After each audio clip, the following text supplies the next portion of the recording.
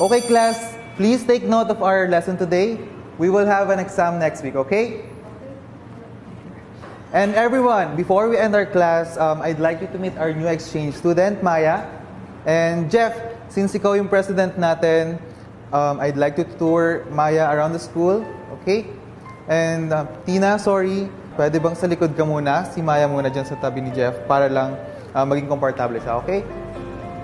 Guys, please take note of the lesson. Natulala nang makita kang may kasamang iba, at sa aking puso ay may kaba.